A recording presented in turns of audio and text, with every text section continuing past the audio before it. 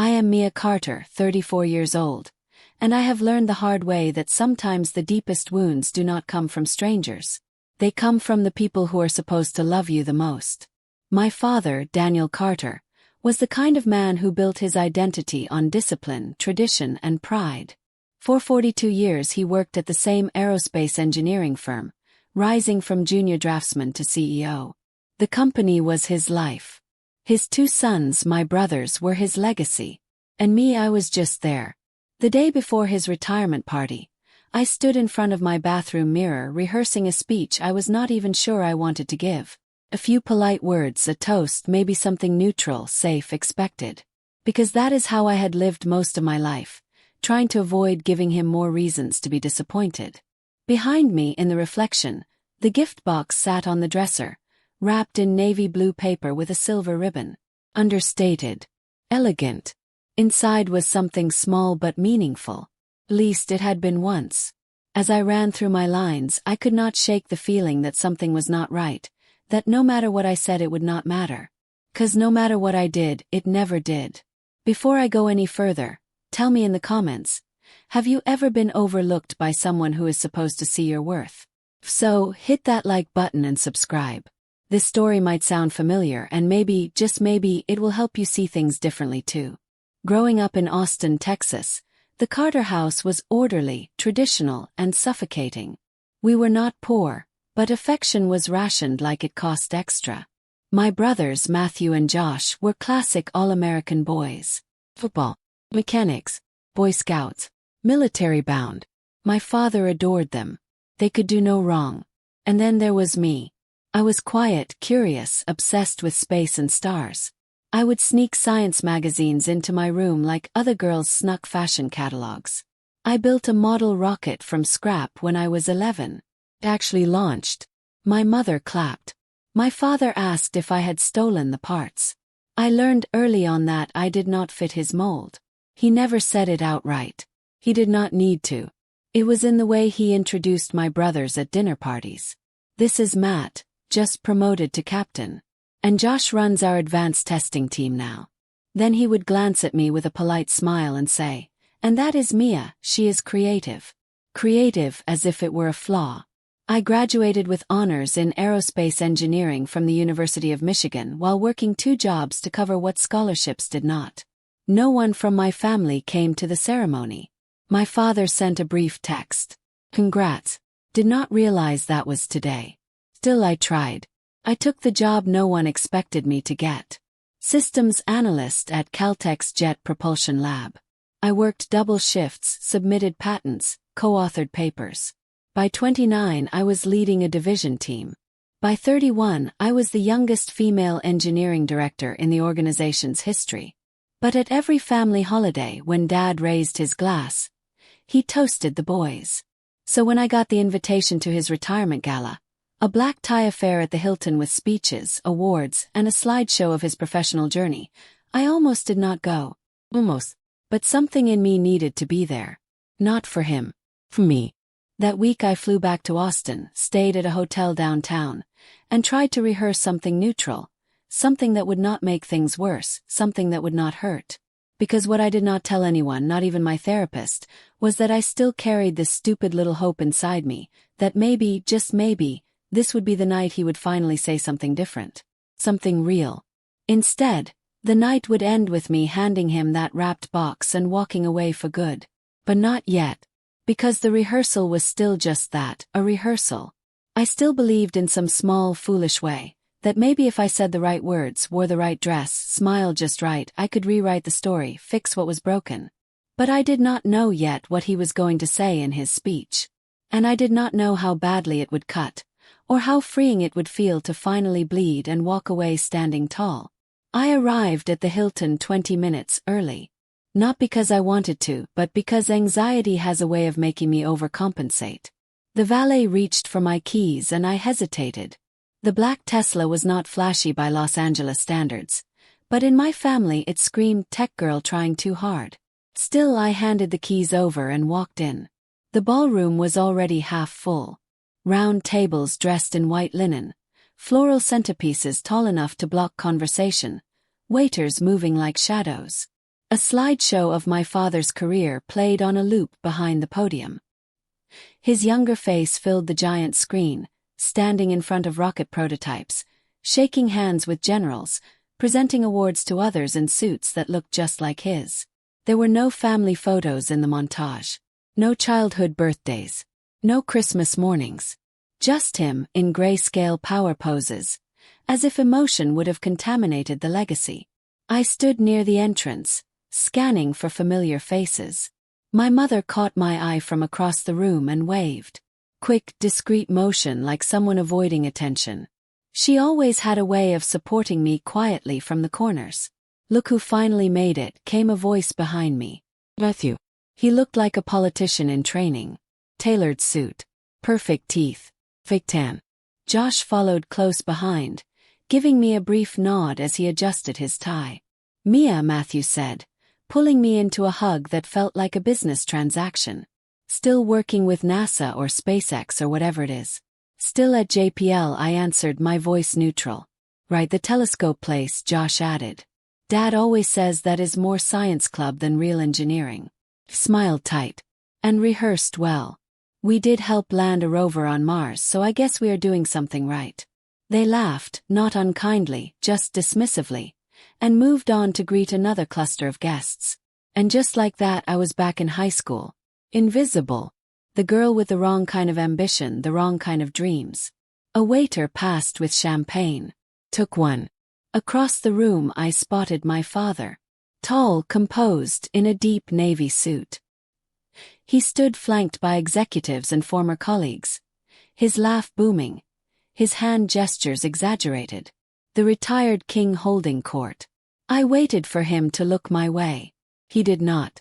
But he looked at my brothers, clapped a hand on Josh's shoulder, gestured proudly. He looked at my mother and even gave her a rare kiss on the cheek. And when the event organizer asked everyone to take their seats, he did not notice I was still standing at the edge of the room, quietly deciding whether I should have come at all. Just as I turned to leave, I felt a gentle tug on my arm. "Mia." My mother's voice was soft but firm. "Please do not go. He will say something. He has to. Tonight is about all of us." I wanted to believe her. I wanted to believe that maybe, for once, he would recognize more than just his two sons and their military titles. That maybe, after everything, he would say my name with pride. But then the lights dimmed and the MC took the stage. "Ladies and gentlemen, tonight we celebrate a titan of industry. A man who dedicated over 4 decades to aerospace advancement. Please welcome the one and only Daniel Carter." Thunderous applause erupted. My father walked on stage, waving like a senator, pausing for dramatic effect before he spoke. Thank you," he began. "This has been the journey of a lifetime, and I would not be standing here without the support of my incredible family." I sat up straighter. He smiled. "My sons Matthew and Josh have always made me proud. Both of them followed in my footsteps. Both chose to serve, lead, build. Everything I achieved I owe to them. They represent the Carter name with strength and honor." Applause. People actually stood and clapped. Then his tone changed. Soft, almost nostalgic. "Not every child has what it takes, and that is okay. Not everyone is cut from the same cloth. Some wonder." He did not say my name. But he did not have to. I felt the blood drain from my face. The words landed with a cold finality that only public humiliation can deliver. My daughter never had what it takes. That is what everyone heard, or at least what they took from it. And when the laughter came, small, polite, but sharp, it cut deeper than any silence ever could. Understood. Every eye turned to me. I walked up slowly, not to the stage, but to the edge of it. I held the small navy-wrapped box in both hands. My voice did not shake. "From your biggest failure," I said calmly, handing him the gift. "Enjoy your retirement." And I turned, heels clicking across polished marble. Not a single part of me rushing or running or shrinking. I did not look back. I did not drive home immediately after leaving the ballroom. Instead, I parked in a quiet corner of the hotel garage. Engine off. Hands frozen on the steering wheel. My chest was tight, but not with panic. Not anymore. What I felt was something slower, colder. Like standing outside in a snowstorm you saw coming for years and only now decided to walk into. On my passenger seat, my evening clutch buzzed. Text from Mom. Another from Sophia, my closest friend from college who had begged me not to attend the retirement party in the first place. And then another one. What was in the box? That one was from Josh. I did not answer. I did not even open the messages. Because I already knew that the moment was unfolding inside that ballroom. The one I had walked out of. And the one I still had not entirely left behind. I knew my father would not open the box immediately. Not in front of the crowd. He was too composed for that, too concerned with optics. But the curiosity would eventually win. Because if there is one thing Daniel Carter hated more than weakness, it was not being in control. It would take him less than 10 minutes. The box was small. Inside it was a single framed photograph. One he had probably forgotten existed.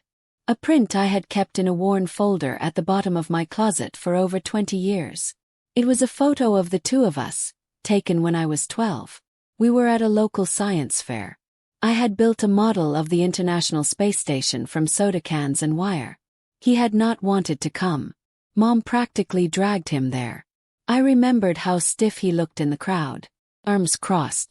Eyes scanning the room like it was a waste of time. But something had shifted that day.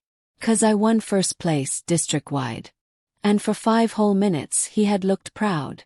Someone had snapped the picture at just the right moment. Me holding my blue ribbon. Him with his hand on my shoulder, smiling. A real smile. Not the clipped, forced one he used in corporate photos. That moment was the last time I ever remember him looking at me like I was not a mistake. I had kept the photo, waiting for the right time to give it back to him. Not as a trophy. Not as a weapon. But as a reminder of what he had chosen to forget. Beneath the frame I had placed a note. In simple handwriting it read, "This was the last time you looked at me like I mattered. I spent 20 years chasing that version of you. I'm done now." He would open that box and see himself. Not the version he polished for his legacy reel, but the one who could have been a father. The one who, even if just for 5 minutes, was. Back in the car I did not cry. I thought I would. But instead I felt something else. A strange kind of quiet. It is hard to explain. It is what happens when you finally stop climbing a mountain that was never going to lead anywhere.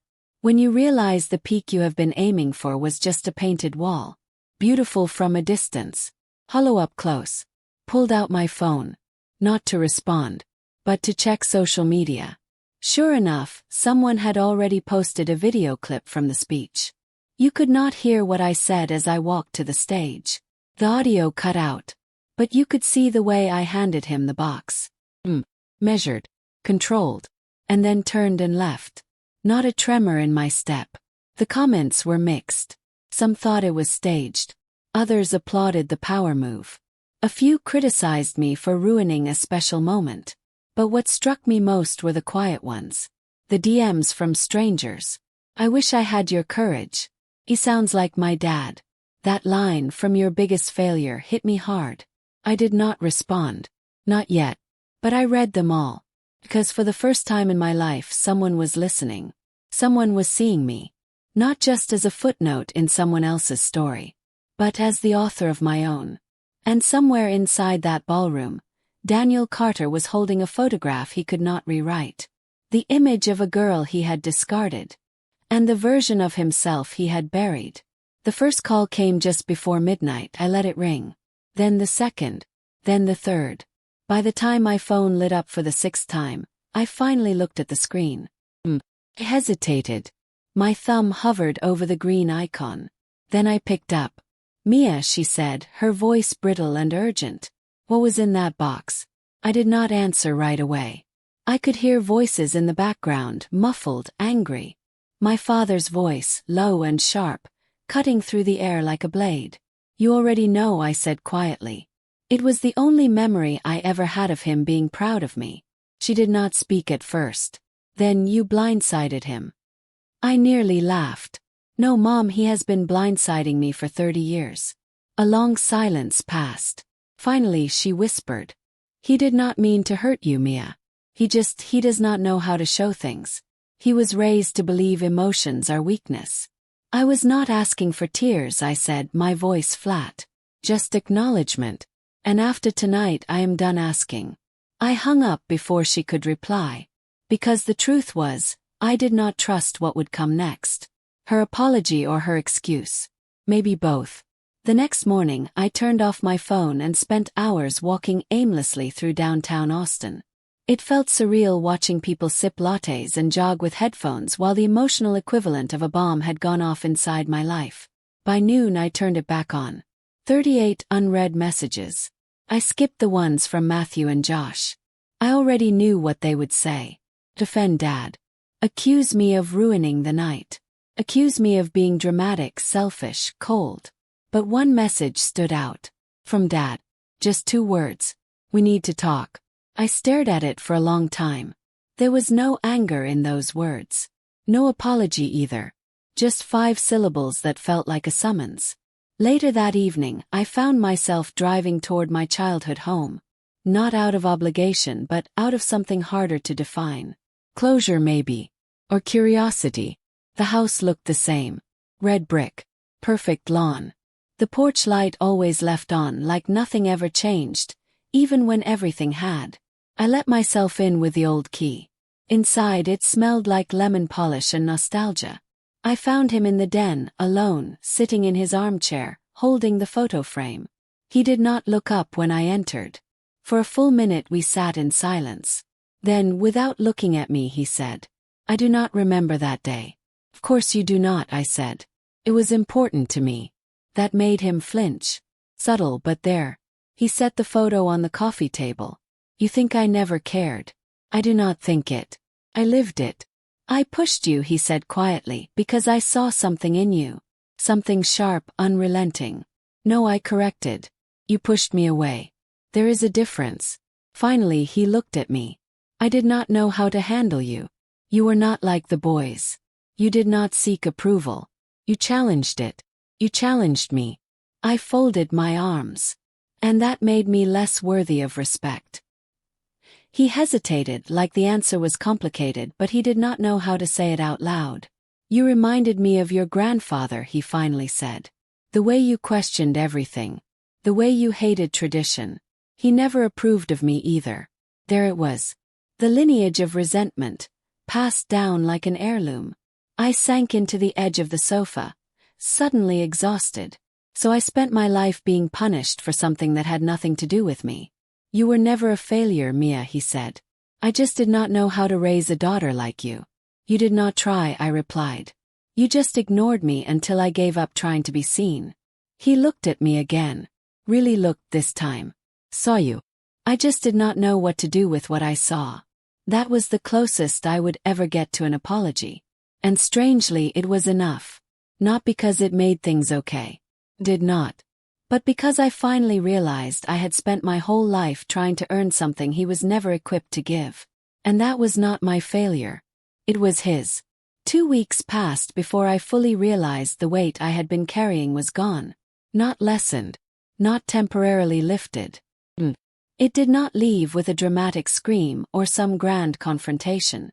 It left quietly, like a tenant who had been squatting in the corners of my soul for too long and finally packed up in the middle of the night. The need for approval. The ache for acknowledgement. The fantasy that one day my father would look at me and say, "You are enough." He would not. And somehow that truth no longer crushed me. Freed me. I flew back to Los Angeles on a Sunday morning. The plane coasted over sun-warmed mountains and glittering coastlines. And for the first time in years, I did not feel like I was escaping something. I was simply going home. Back to a life I had built with my own 2 hands. No shortcuts, no family name carrying me. Just hard work, long hours, and the belief that I could turn pain into propulsion. JPL welcomed me back like I had not just detonated decades of personal history. The lab was busy prepping a major project. The launch of a new satellite array designed to study deep space radiation patterns. I was overseeing the risk and systems analysis. And though the work was intense, it felt grounding. One afternoon, about 10 days after my return, my division head stopped by my office. You are still good for the keynote next month, she asked. And blinked. The STEM Summit. She nodded. You are the first female lead from JPL to be invited in a decade. And given your background, your story could mean a lot to the younger women in the audience. I knew what she meant by your background. She did not mean the math or the science. She meant the fact that I had not come from the expected places. That I had to navigate male-dominated spaces without a cheerleader in my corner. That I had succeeded despite, not because of, my family. Amen, I said. Absolutely. That night, I sat on my apartment balcony overlooking the city lights and opened my laptop. The first line of the speech came instantly. Sometimes the greatest fuel for a rocket is not fire. It is rejection. I told the truth. About growing up in a house where being a daughter meant being doubted. About how brilliance can be ignored if it does not wear the right name or play by the right rules. About how painful it is to be invisible in your own family. And how powerful it is when you finally stop waiting to be seen. And I ended it with a message I wish someone had told me at 16 or 22 or even 30. You are not obligated to prove yourself to people who refuse to see you. Some legacies are worth breaking. And sometimes the most revolutionary thing you can do is walk away. Not in anger, but in clarity. The video of that speech would later go viral. But that was not the point. The point was I meant every word. My brothers did not reach out. Not after the party. Not after the fallout. And that was fine. I had stopped chasing people who only saw me as a problem to manage. My mom called a few times. Our conversations were cautious. Gentle. Like tiptoeing across ice. But slowly the words began to thaw. I should have done more, she said once. I should have stepped in. I know, I replied. But I also know you loved me, even if you could not always show it in front of him. The most unexpected moment came in the mail. Small envelope. No return address. Inside was a photo. The same photo. The one I had given my father. On the back a note. Handwritten in the sharp, measured block letters I recognized as his. I did not forget this day. I just tried to. Because it scared me how much I loved that version of you. You deserved more than I gave. I'm sorry. No signature. No warm closing. Just that. I stared at the note for a long time. Then folded it and placed it in the same drawer where I used to keep every disappointing birthday card he had ever given me. The drawer was not filled with pain anymore. It was filled with perspective. Because sometimes, the apology does not come the way you wanted. And sometimes it does not come until after you have stopped needing it. That is what healing looks like. It is not clean. It is not cinematic. But it is real. And it is enough. So if you are watching this, and you have ever felt like the invisible one, the failure, the odd one out, know this. You do not have to earn someone's love to be worthy of it. Walk tall. Walk forward. And if you need to, walk away. It is strange how endings rarely feel like endings when they actually happen. You think they will be loud, definitive, cinematic. But more often they arrive in silence. On a Tuesday afternoon while folding laundry. Or on a quiet Sunday morning when your phone does not ring. And you realize you are finally okay with that. 3 months had passed. Since my father's retirement party. Since the night I handed him the wrapped box. Since I stopped performing for a man who only ever clapped for my brothers. My story, or at least the part of it that people saw, had gained traction online. The speech at the STEM Summit was shared by women in tech groups, engineering schools, even career coaching blogs. A journalist reached out. They wanted to write a profile not just about the viral moment, but about what it meant to grow up invisible in your own home and still become someone worth seeing. First I hesitated. But then I realized this was not just my story anymore. It was the story of every girl who sat in the back of the room while her brother got the spotlight. Every daughter who was told she was too emotional, too difficult, not enough. Every woman who worked twice as hard for half the credit and still showed up the next day. So I said yes. The article was titled, "The Failure Who Made It." It opened with the scene from the retirement gala. Me standing up, handing my father a box, and walking away without a word. But what mattered more was everything that came after. The work. The resilience. The choice to redefine worth on my own terms. One paragraph stood out to me more than any other. It read, "Mia Carter did not burn bridges. She simply stopped building them where they were never meant to lead." That line stayed with me, because for years I thought setting boundaries was selfish. That walking away from family expectations made me cold or ungrateful. But now I understood. Boundaries are not walls. They are doors. They show you what to let in and what to walk away from. Not long after the article ran, I got a message from a name I did not recognize at first. Elena Carter. My cousin. My father's sister's daughter. We had not spoken in years. Barely even knew each other. Her message read, "I read your story. Made me cry. You probably do not know this, but my dad treated me the same way. Always said boys were the future. Girls were a decoration. I wish I had had the courage to do what you did. Thank you for showing me it is not too late to rewrite the story." I responded with a single line. It is never too late to stop shrinking. That is the part nobody tells you. You do not heal all at once. It is not a light switch. It is a dimmer. Some days are bright. Some are shadowed. But the light builds bit by bit. I still had not spoken to my father since his note. The one he had sent anonymously, with the photo I had given him. Had not said "I love you." It had not asked to meet. But in its own broken way it had said "I see it now." And honestly that was enough. Because I no longer needed him to say the right words. I had stopped waiting for his permission to feel worthy. I had learned to speak those words to myself. I love who I have become. I love the girl who kept showing up even when no one clapped. The woman who stopped asking to be chosen and started choosing herself. The next time I visited Austin, it was not to see my parents. It was for a panel at the local university. Girls in engineering. First-generation college students. Dreamers with scraped knees and brilliant minds. I told them the truth. That sometimes your biggest obstacle wears your last name. That proving people wrong is not nearly as powerful as proving yourself right. And that no matter where you start or who ignores you, you are never a failure for being different. You are only a failure if you stop showing up for yourself. Afterward, a girl no older than 19 walked up to me and asked, "How did you know when it was time to stop trying to win his approval?" Smiled. "I did not," I said. "I just woke up one day and realized I already had mine." In the end, Mia did not need permission to shine. She did not need applause to know her worth. She had built a life from strength, not approval. And in doing so, she became the kind of woman her younger self would be proud of. Not because she was seen, but because she finally saw herself. Some stories do not end in reconciliation. They end in realization. And that is powerful enough.